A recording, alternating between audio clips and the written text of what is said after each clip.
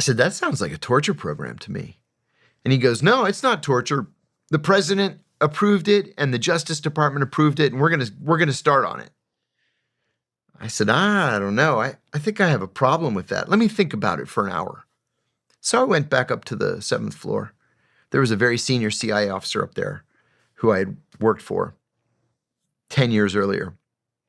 And I said, hey, I just got approached and asked if I wanted to be certified in these enhanced interrogation techniques. What do you think of that?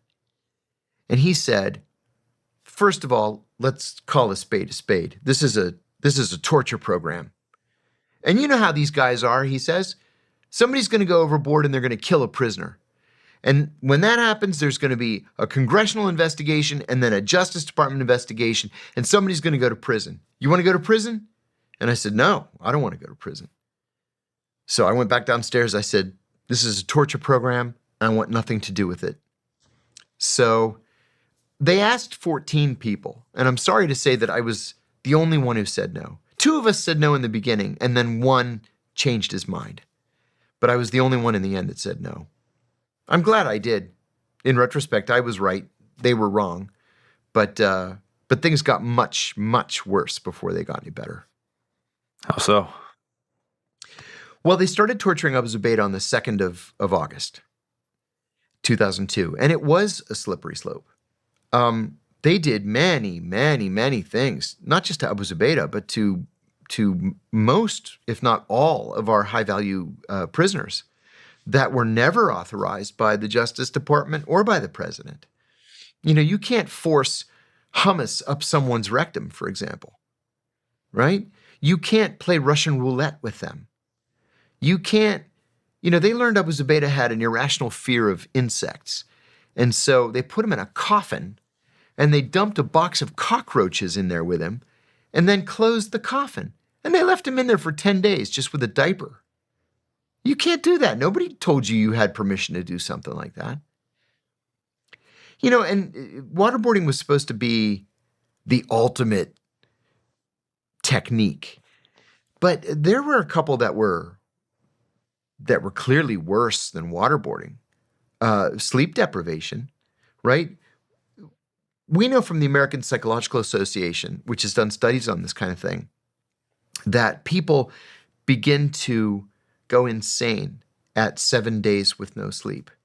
They begin to die of organ failure with 9 days without sleep.